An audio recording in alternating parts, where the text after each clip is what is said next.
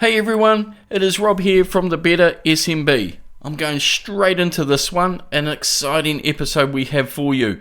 It is Field Days Week 2026. The Waikato is going off. There is lots of things happening around Hamilton and the wider area. So what a better way to celebrate this amazing week than having a special farming focused episode. And in this episode we talk to the amazing Tennielle Ellingham from Beyond the Gate. She's got a few other hats on, but we talk to her about farm performance, adoption is not utilisation, how ecosystems of farmers are driving learning and innovation, leadership capability investment, and so much more. Don't worry, you don't have to own a pair of red bands and drive a Hilux ute for this one, and you can learn so much from our conversation with Tennielle. Her insights are relevant for any SMB owner and manager out there. Anyway, before you go, please remember, support the work that we're doing here at the Better SMB by liking the podcast, sharing it around with your friends and family, and all that other stuff you have to do to keep us going. Also, support our show sponsors, setseed.com, for all your web platform designers. They are amazing. Anyway, that's enough for me. Put on your swan dry, sit back, and let's start the episode. On with the podcast.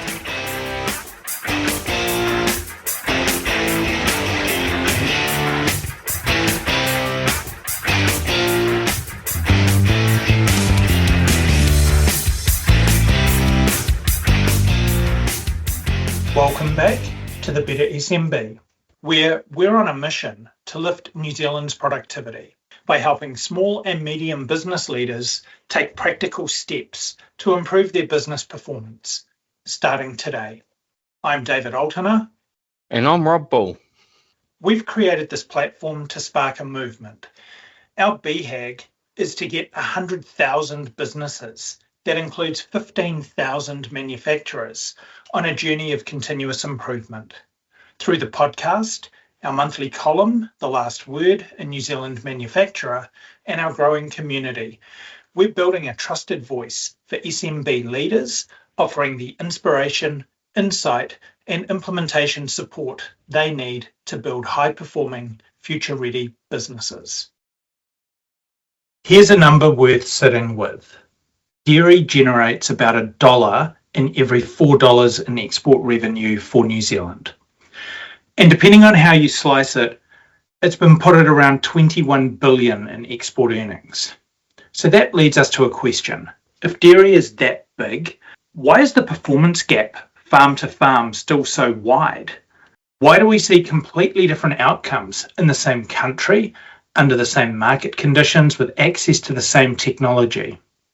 The interesting thing, for an industry worth that much, we're still acting like performance is mostly about tools, inputs, and systems, when the variation keeps pointing somewhere else.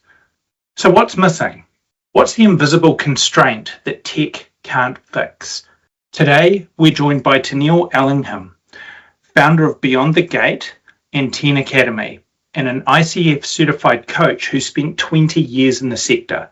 From dairy vet work to leading large clinical teams and now working in Fonterra's on-farm performance world.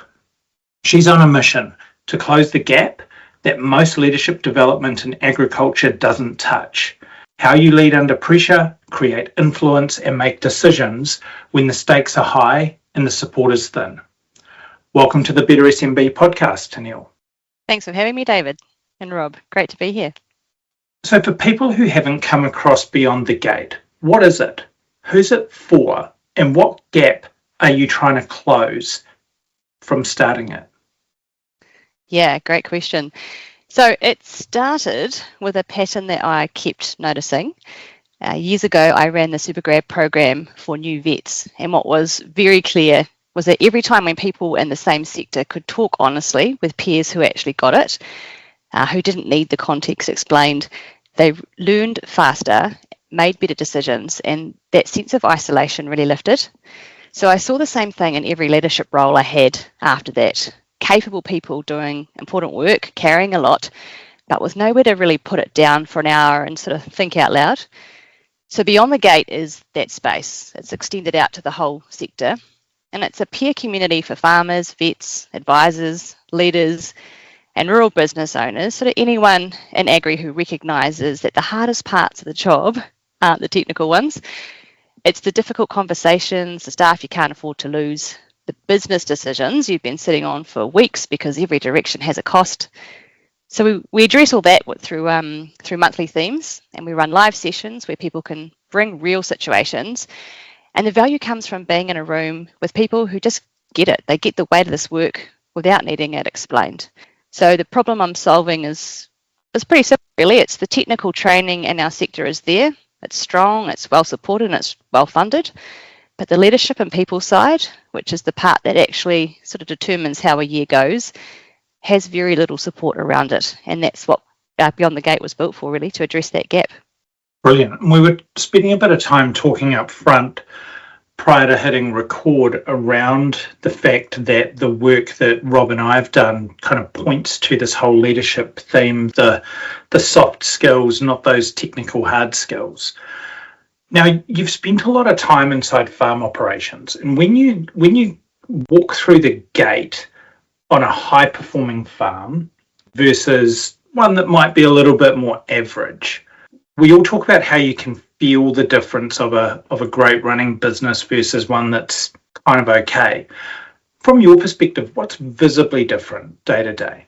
I think that one of the main things you pick up is that sense of rhythm on a good farm. In those top sort of quartile farms, the work is really visible. I think they've got things like boards in the shed that has a day's plan. It's got the week's priorities right there, the season's targets, clear as mud. Everyone knows what they're doing. They know what their role and what their goal is. It's very aligned. Everyone understands the procedures, the processes, they follow it. There's consistency there. The other thing I notice is that the team will all be the first to kind of answer a question or to jump up and make an observation. They're not scared to speak up. So they own the system, and often they'll have processes in place like daily team huddles and things like that where the connection and the communication is just so clear, so everyone knows what's going on. So you really feel that going into a farm, because that sense of organisation creates that sort of calm rhythm rather than a sense of chaos. Do you see that with, we're kind of entering this age of the corporate farmer, right, where farms kind of fall under these larger umbrella groups? I imagine those organisations are probably run a little bit more like that. But if we think about those smaller farms, what you just talked about, do you see that with those farms as well? The smaller farms, I think there are some that do it really well, and others that perhaps because they are in a smaller team, or it might be husband and wife team, or an owner and one operator, perhaps don't give the same weighting of importance to those approaches. And I think it's no less important. You just need to be so clear on prioritising. What's your main things you need to get done today? What are your bigger goals? What's your strategic actions to get there? And I think in some ways, I really feel for some of these smaller farms, because due to an economy of scale, they're not at a financial position to invest in more labour. But some of those core jobs remain, and they have less bodies on the ground to do them. So the pressure in some ways is higher, and the daily tasks that are required to be done get split between less people. So therefore, being really efficient almost becomes even more important. And it's not like you can just walk across the road and see how someone else is running their operation, right? And in a lot of these cases, these people are geographically isolated potentially by 10, 20 kilometres or something like that. Yeah, I think all farmers tend to have their groups that they catch up with. Often, though, I find like attracts like, right? So you tend to associate with people that perhaps are similar to you or in a very similar farming arrangement. So I think the opportunity to observe different organisation styles, different leadership styles and approaches can be more challenging, especially when free time to get off farm is a real novelty anyway.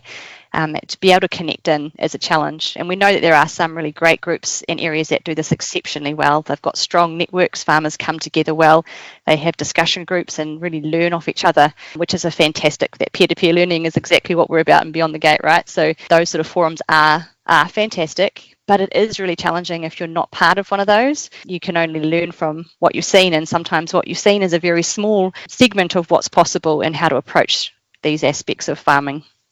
We talk about business being kind of a lonely endeavour because a business owner possibly can't talk to their significant other about what's going on with the business because they're just sick of it. It's hard to talk to your team because there's this perception that you've kind of got to know everything for your team. So from where you sit, what's the real state of NZ Dairy right now? If we think about leadership capability, the pressures that are out there, give us the not polite version. Be a bit blunt with how you're seeing it. Yeah.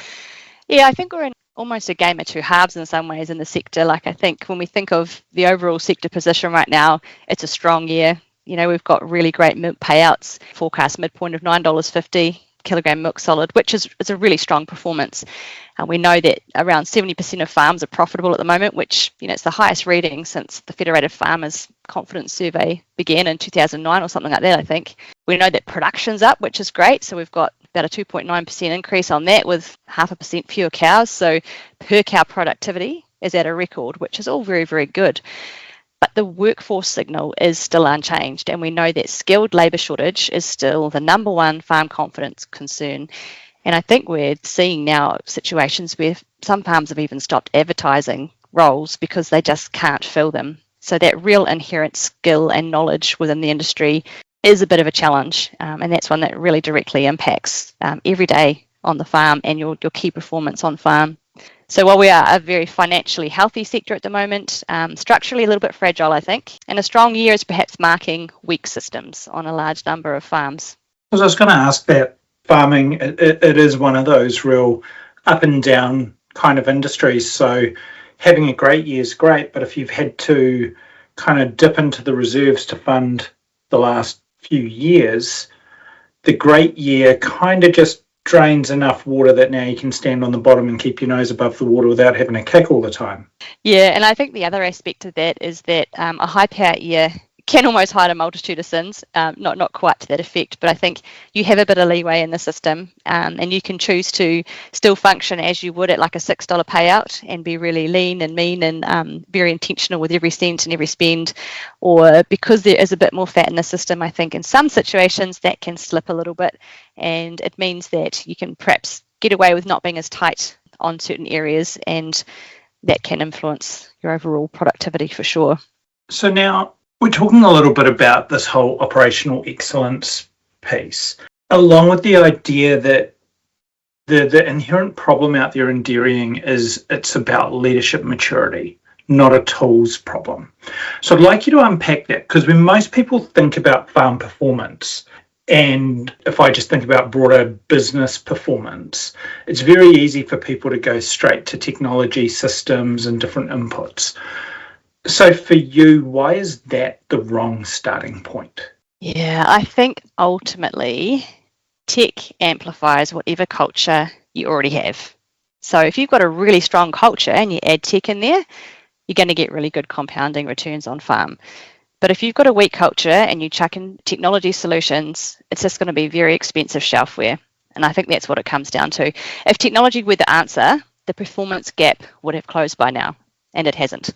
So I think that tells you the bottleneck is somewhere else. And I think that there's a really great example in Jana Hocken. She was an industrial engineer for 20 years, and you may have come across her book, The Lean Dairy Farm.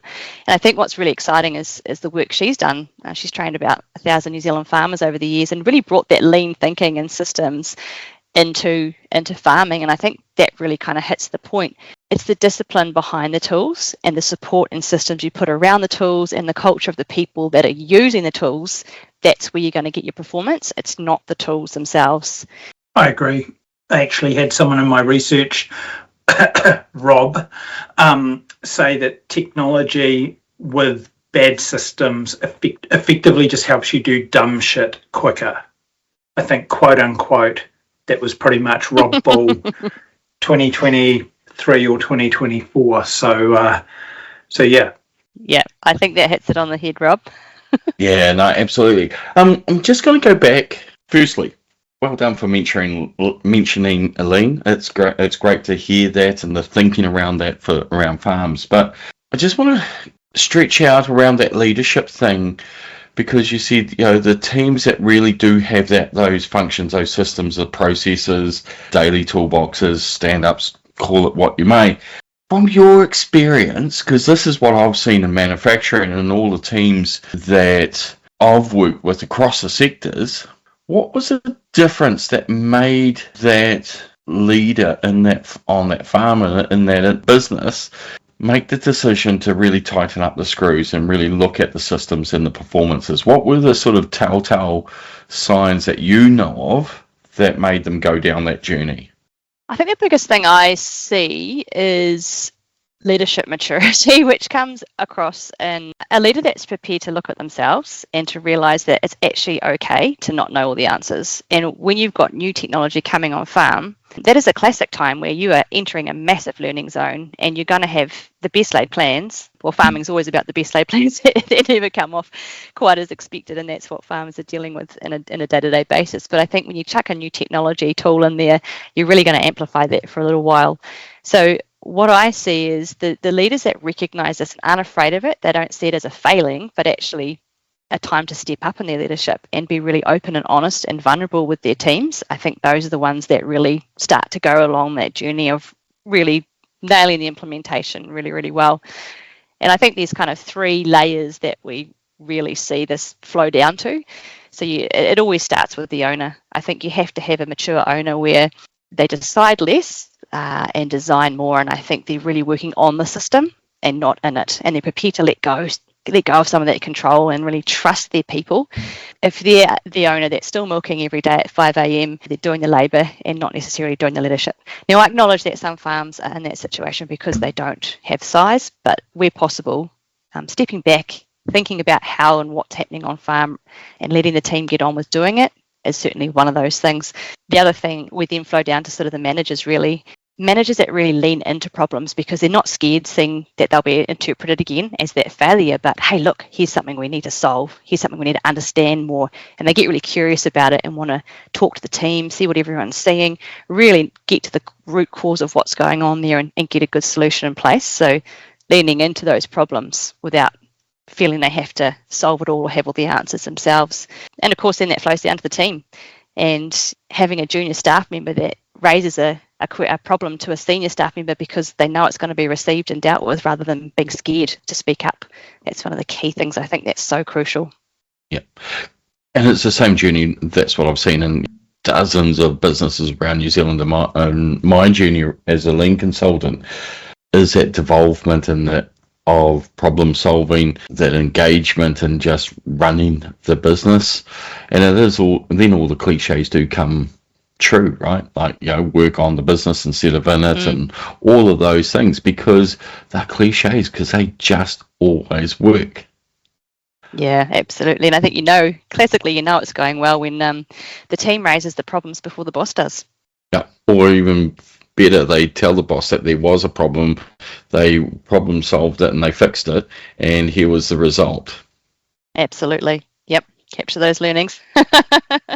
So you've just managed to take away my next question that I had, but that's fine. If we turn that around, though, like you've just talked about what great looks like, and I like the decide less, design more. I think that's really cool and sums it up really well. From your perspective, what's the most common leadership pattern you see that quietly caps performance? I think the biggest thing is when leaders or farm owners and managers are confusing being busy with leading. And long hours look like commitment, but they're often a symptom of system failure. And I see this negative spiral they get into of being really, really busy. And it's certainly not a lack of effort or anything like that, but they're busy doing a lot of the things, and there's no time to look further, to zoom out and look further at the business. So then they lose perspective. So then they're not making their best decisions. So then they're being busy, perhaps being less efficient because they're not able to make the most efficient decisions because they're just getting busier, and it just is a spiral that sort of keeps going. And I think there's often a culture where they sort of reward presence over outcomes. So long hours seems to be admirable rather than actually efficient hours. So it's that concept, I guess, of working smarter, not harder. The owner who's first to the shed gets the praise, but the team member who designed a better SOP might not necessarily get the recognition for that. Yeah, classic there.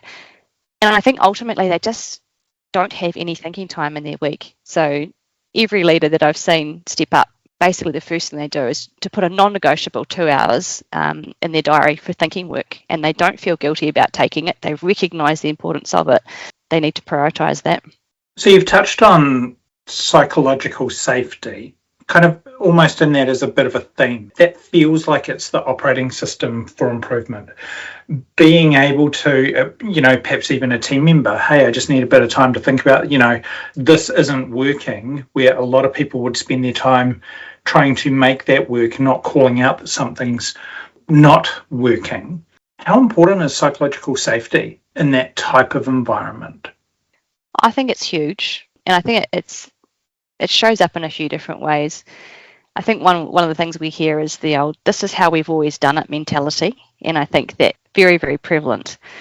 And that shows up in a few different ways, like, oh, we carve on this date because that's what we always do, or we dry off on this date, or we milk this many cows because that's what we've always done. And obviously there's a range out there, and lots of people that do really look at every decision intentionally, but a lot are still perhaps running on some of these we've always done it habits. I don't think it's stubbornness now. I think it's just literally the absence of a system that asks better questions on a regular cycle. So we just don't have that intentionality of actually stopping and really thinking critically about what's going on farm. And the concrete patterns I see would be examples being like a farm that hasn't reviewed its milking routine in 8 years. And they might have added 50 cows 3 seasons ago, but they never changed their SOP. So lameness is up, mastitis is up, and over time it's just getting worse. And the original how was never wrong, but it just stopped being right when the system changed. It's a classic kind of example really there. So I think it highlights that a good process review is actually a really important leadership decision, and understanding that's really, really important. And most farms only review a metric when something breaks. And I think it's really important to understand that actually the good farmers that we see out there that are really onto it in the space will have regular reviews booked in on the calendar, or they understand the seasonal nature of it, or even throughout the season, regular check-ins, making sure we're actually on the right track and still everything's fit for purpose. It's the what got you here won't get you there thing, right? Yeah, absolutely. In the lean world, that's called leader standard work. And around leader standard work is, what is your set appointments almost to yourself? And I think you used the word, time to do some deep thinking. That's important. And do you put that time aside, scheduled as critical as any other activity in your business, on a weekly, monthly, insert the relevant cadence? And that's the standard that they should work at. And this is a good lean chat. Who knew? Our farmers are pretty awesome, eh? They're doing a lot of good things right. So you touched on people not looking to enter farming, like farmers not even advertising for positions because they're finding it that hard to fill. I want to ask a question around workforce capability. The flip side of this is, if there's a talent shortage entering this space, whether people actually see farming as an opportunity moving forward, or whether they're looking at other career paths. But if we think about workforce capability, what's the real cost in performance on farm, not feelings, of having disengaged or underdeveloped teams? Yeah, I mean, I think the cost of performance is huge. There are some very real measures and key things like animal health metrics. If your basic routines of milking management are having to be sacrificed because you just don't have the manpower, you're going to get mastitis showing up. Repro is a very important time on farm. I mean, we could argue that the whole season is impacting repro to some degree, but certainly over those busy months of calving, mating, through there, if we don't have adequate staff on farm, we're going to have really tired bodies and people. We're not going to be noticing the things early enough, or when we do, we're not going to have time to address them early enough. So we're going to have an increase in animal health aspects on farm, most likely. We're going to potentially miss cows on heat, and those things really actually add up. I think what you see is a lot of little things where things will slip, and that adds up to massive performance. But I think you also get sort of, often there's a massive load that we end up on the owners there, because when they don't have staff, they fill the gaps. So that means weekends they won't take with their families or to have a recharge because they're having to let their staff take a day, a day or a weekend off, or they're just going to end up working longer hours. And I think all three of us know what culture starts to look like under those really strained conditions. And what we have is a lot of really motivated people wanting to come into dairy and entering into our awesome industry. And they end up on some of these farms, I think, where they're just not able to actually practice farming at the level and the standards that they know are possible. So there's a lot of frustration and resentment that starts to build potentially when you're on a farm. You can see an opportunity in front of you on this farm, but for all sorts of reasons you're constrained because there's just not enough people to be able to put the best processes in place and actually really manage the pasture to that best quality that you know how, and get on top of the lame cows in a timely manner, and all the while in your mind you're very aware of the impacts that this is having on the overall farm performance. And so when you're a person that's driven by making a difference and having a really good outcome and you take pride in your work, that can really start to impact your job satisfaction. And I think then we see the other secondary and layers of the culture amongst those farming teams can sometimes just be really impacted. So you start working in a very negative environment, and all those things start to layer on. So I think that's where we start to see retention being a bit of an issue. And it's one of the retention issues I think that we see. What you're talking about there doesn't paint a great picture around what's going on in farming, because if we've got all this challenge around how farms are performing, the fact that there's aspects of them that's underperforming, they're struggling to get talent, these bumpy years that we're seeing, and the risk of all of the different things that you mentioned there around mastitis and so forth, which, bear in mind, I know about nothing with dairy farming. But I know that what you were talking about there was certainly not great and probably terrible if that gets out there into our herds. Is that a big problem out there at the moment, or is what you're talking about something that could happen but is unlikely to happen? I think it's out there now to varying degrees, and I think what we do have is a workforce that's working exceptionally hard to minimise those impacts under some really challenging conditions, to be fair. The invisible cost out there, I think, which is probably where it's showing up more. Like, we know where there's shortages on farms. We know that things like mastitis, lameness, repro, just all that general wastage, repairs on farming things, and then accidents and stuff that happen. We know that that's the visible stuff that we see. But I think it's the owners working 10 to 15 hours extra a week to try and cover it all. That's where it's starting to really build up. And I think that's really not an uncommon coincidence. So I think farmers are inherently amazing people that really care for their businesses, and they love their cows. They want what's best for their cows. They truly do. And so I think, they do go above and beyond, and there's a lot of self-sacrifice to make sure that they can do everything they can to have the best system going on farm within the means of their capability and their awareness. So the farm owners will certainly absorb and find ways and means to avoid having negative outcomes in these spaces. But I think that pressure goes somewhere, and I think that's certainly not uncommon in our industry at the moment. So when you hear about things like this, it's quite easy for people to jump straight to tech. And farms, they've got access to more tech than ever. Why hasn't it translated into better gains across the sector and kind of improving the lives of our farmers, the managers, and the people doing the work out there on farms? Yeah, I love this question, because I think this is exactly where we're at in the industry at the moment, isn't it? Adoption is not utilisation. And I think what we see is we'll get sensors that'll be installed or collars that'll be put on, and it's not changing a single decision on farm in some situations. So we have a real range, I think, of farmers that have absolutely taken on a new technology. They've brought their team together. They've explained the why. They've really then co-designed SOPs together to really see how it's going to work. They've got good feedback loops coming in to really understand where it's going well, where it's not, so they can continuously iterate and improve how this technology has been used on their farming system. And they're all aligned on what they're trying to get out of it. So it really works well in those situations. And I think they are really using the information to make better decisions on farm. But there's a lot of situations that you hear about where, yes, the tech's on farm, but getting the tech in, having a training on how to use it, and then, right, go forth and conquer, team.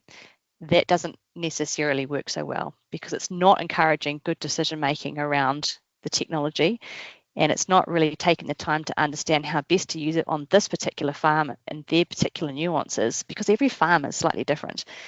And if the staff don't really understand it and you haven't taken the time to get them on board and get those processes really, really clear, it's going to end up being a really noisy, stressful lot of data, and you're just not necessarily going to get the value from that massive investment. What you've described is pretty much what I see across the broader business landscape, is where, people see a nice new piece of technology, AI, great example, and they think AI can solve all their problems. But the interesting thing is, in many cases, some of those problems are just about having structured data or using templates or some basic form of automation or workflows, or getting things off paper and into some form of system where things are actually moving through a predetermined path rather than just, here's a bit of paper, mate, off you go, can you go sort that out, sort of thing. If you were to kind of wet finger in the breeze, how many farms out there operating in the way you first described, where they're leveraging innovation, they're using the tools that are available to them and they're doing really well, versus those that aren't? Is it 3 out of 10 are doing well? Is it 7 out of 10? I'll be honest, and I wouldn't want to put a figure on it, but I will tell you what I do notice is pockets where it's going really well. And I think where I've seen some really good examples is where the broader system is really on board in the technology as well. So examples where you've got a vet that's very proactive in understanding wearable technology and will really work with the farmers who have adopted their wearable technology to support that farm around the animal health performance, and together they're really understanding the bigger goal for that farm, how we can use this data. There's really great training around, and so you'll see pockets where that happens. And it's not just vets, obviously there might be consultants, there might be other great rural professionals that are really on board and they understand the potential, and they're also working with several farmers that are all using these similar technologies, so they're learning and picking up things and they can help share all that information amongst them. So I think that's one area where it's working really well. And certainly I know there are some phenomenal improvements that I know one colleague who was talking about a farm with 6-week and calf rate that has gone from something like 64% up to higher than 75, like just absolutely phenomenal in a year with this collar technology that they've got on farm. But that hasn't happened just because of the technology. That's happened because everyone has stopped and thought about, what are the goals here? Where are the issues? How can we really use this technology to understand at a cow level what's going on? And how are we going to adapt our processes and integrate that information, make better decisions? How are we going to feed back the learnings and really grow together to understand this technology and really utilize its potential on farm? There are lots of those really good examples out there. But then equally, you also go to discussion groups or catch-ups where you'll talk to farmers that have perhaps put a collar technology on, for example, and I'm picking on collar technologies here, but it's not just them, of course. And they're just, it's just bloody noise, They've got the alerts going off for every Tom, Dick and Harry being alerted on my phone, and I've got 50 cows in the yard that are drafted out for some sort of health warning, and most of them got nothing wrong with them. So it's too noisy. No, it's not working for me.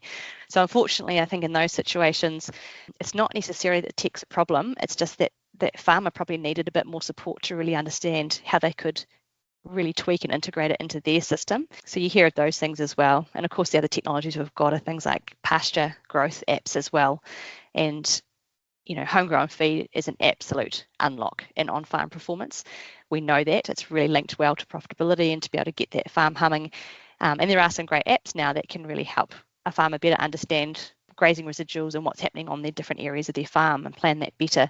But again, they need the support, they need to have the systems. How are we using that information? And then how's that flowing through into feed budgets and where we've got feed requirements and all that kind of stuff.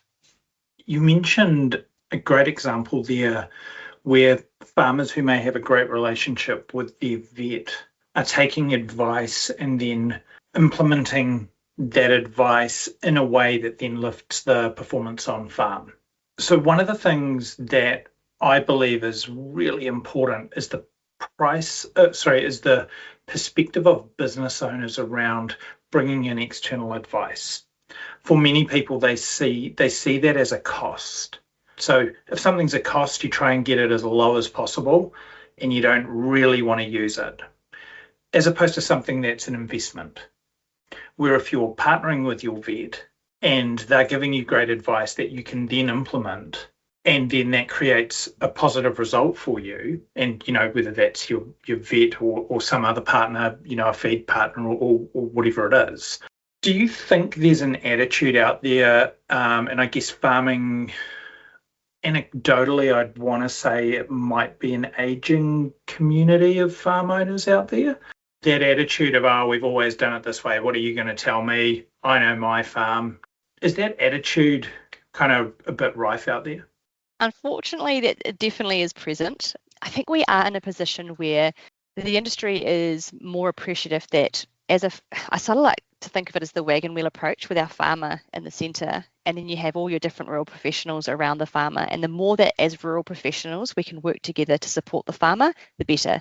And that includes things like the bank managers, their accountants, right through to their breeding company representatives who are designing their breeding programs, and really importantly their vets. They might use a farm consultant as well. They might use an agronomist or some sort of support there. So what the ideal situation is, David, is really when those rural professionals are all talking together and they all have a really clear understanding of what that farm's goals are. Otherwise, sometimes they can end up pushing and pulling in different directions. But absolutely, the farmers that understand investment versus cost and get on that journey are certainly, they don't really look back. There's a lot of research to understand what the barriers are in New Zealand farmers to taking advice from professionals. And as you mentioned, the old number 8, wire mentality, I think, is very much there. Like, oh, I'll figure it out. I'll get away. I don't have to ask for help. I should know what I'm doing, kind of thing. Right through to, oh, I'm not paying that. That's bloody expensive. But I think once we find a way to get them over that initial barrier, provided obviously they're getting a really good service, they genuinely understand very quickly. Oh, okay, I understand now the value I'm getting for this. Wish I'd done it bloody years ago. I think there are a few dynamic factors there, and certainly that framing of investment versus cost is really, really important. And I think we've got to be really careful across all areas of the industry that we are using the right language when we're speaking about investing in support or services or consultancy or advisory, because you just come across many situations when you're working in those spaces of farms where you can blatantly see huge potential, and you know that the investment in your support to get them there is a fraction of what they're going to get back. But it takes time, and farmers have to build up trust in that process, and I respect that too. This is their businesses, this is their precious, sometimes multi-generational businesses they've got the responsibility for. So who you let in and who you let advise you is a really important decision from that point of view as well. So taking that time to respect that process is there, and getting good at helping them to understand what they're going to get for that investment, I think is a big part of the equation as well. It would be music to Rob's ears too, where you're talking about, this idea of bringing in third parties to bring that advice in, and really also working as an ecosystem. I really like that idea around being able to get suppliers to work together for the benefit of their clients. There's a narrative in New Zealand that we win on pasture and climate. We haven't talked at all about pasture and climate here. The metric, and I'm not sure if Rob's provided this to me or this has come from you, the metric is more like leadership capability per hectare. Make that case. I love that as a measure of a farming leadership per hectare. Yeah, and I think New Zealand's edge is leadership, not pasture. The pasture argument is real, but commoditized. Ireland has good pasture. Parts of South America do as well. So pasture isn't a moat anymore. We're not the only pasture-based dairy system in the world. What we do have, I think that's harder to copy, is a real generational depth of operator capability and a tight innovation network. So we've got amazing industry networks like Dairy NZ, we've got the LICs, CRVs, we've got Fonterra, we've got AgriZero New Zealand, and farmers running biological systems really professionally for 3 or 4 generations. So that inherent learning and understanding of what they're dealing with, they've seen it all before. They know how to adapt, they know how to deal with it. I think that's a real part of our advantage, and it is accumulated capability. And competitors in other, newer dairy areas, they can't shortcut it. Anyone can copy our grass, but they can't copy 3 generations of decision making. And it's that consistent you mentioned it before, slowing down to looking at what will work and then putting the tools, the puzzle together to make that successful farm by farm. Because as you said, every farm's got some quirky little differences.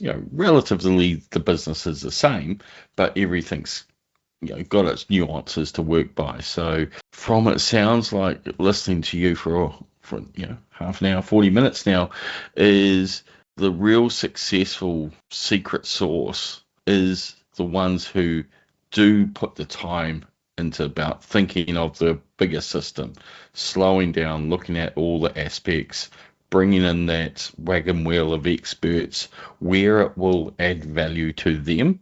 Because I'm sure every farmer's got their unique skill sets as well, and they're specialised in different areas, but it's looking at and being open around their weaknesses as well, and just pulling it in. And just, we might have said this before on the podcast, Dave, slow down to go smooth, smooth to go fast. Yeah, and I think it is exactly that slowing down to really look at what's going on your farm.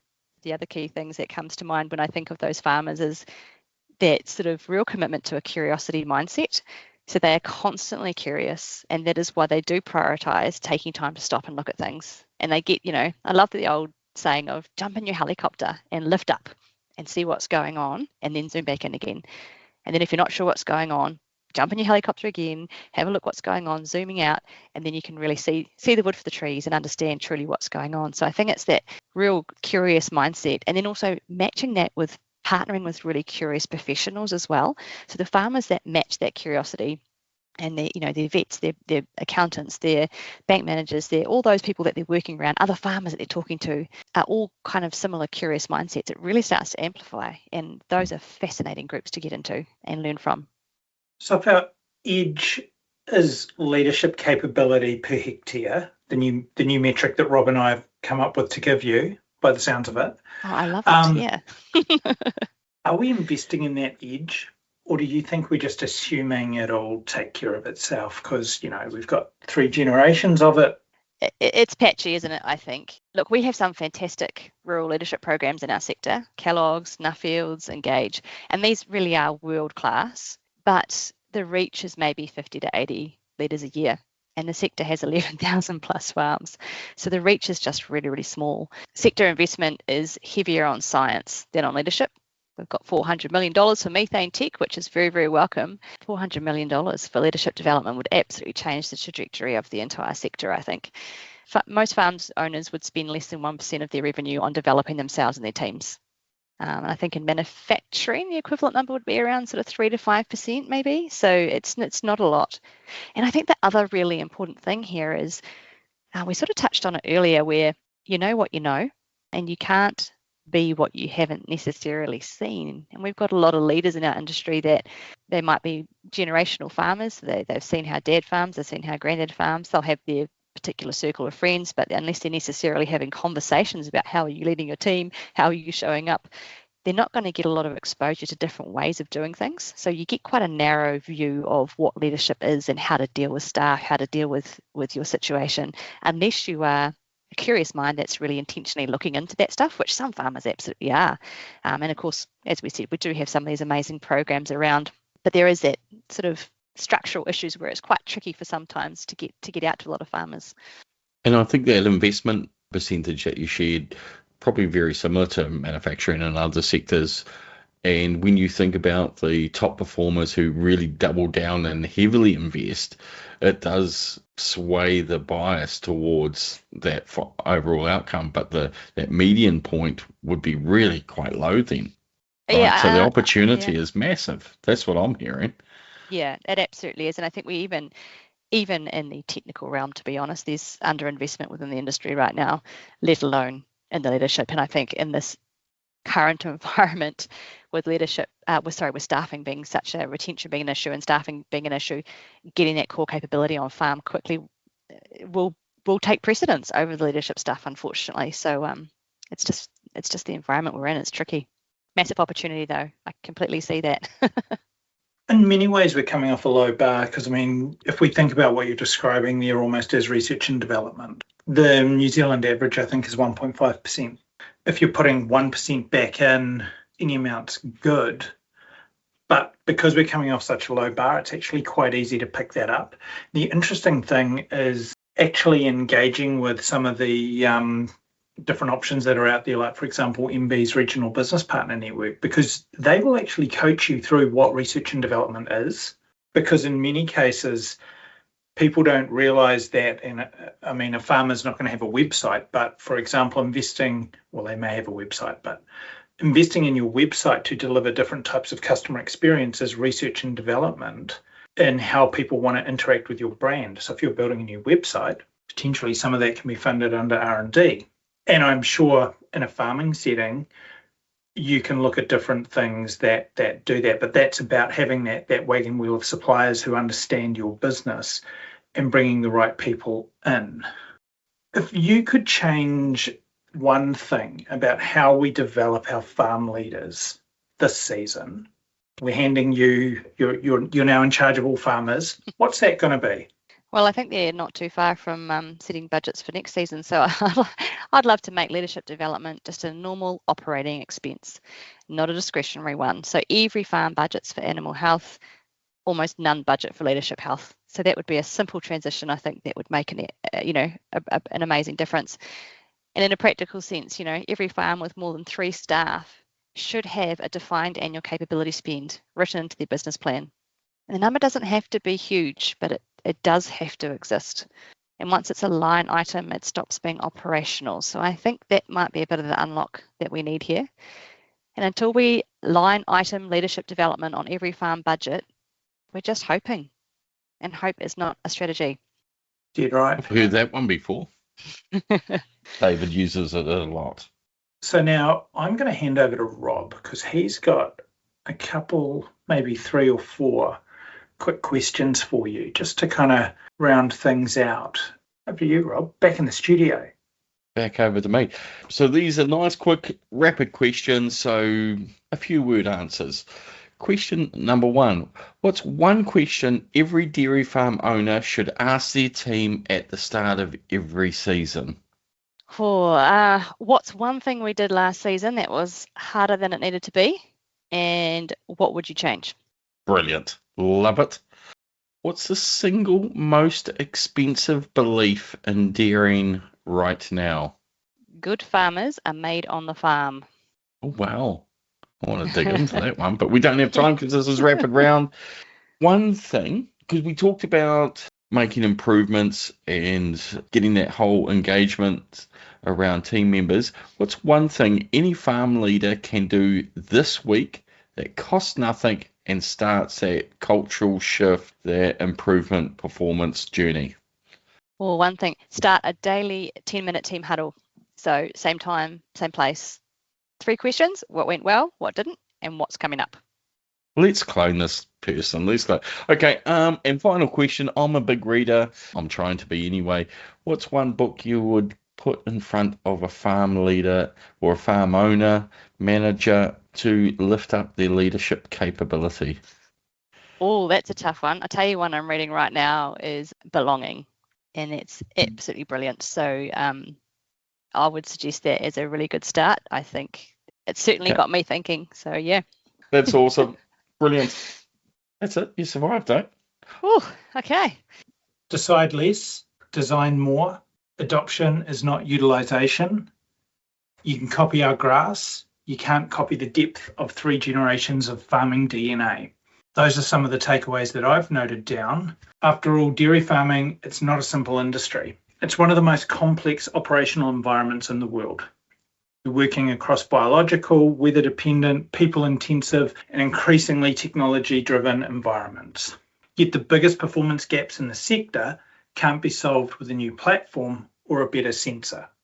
What Tennielle's shown us today is that the real work, the work that separates a good farm from a great one, happens with culture and in leadership and in the daily quality of how teams operate together. Psychological safety isn't a soft HR concept. It's the operating system that determines whether your people surface problems early or let them compound quietly through a season. New Zealand doesn't win on the global dairy stage because we have cheaper grass. When we win, because of what our best operators do with the people and resources they have.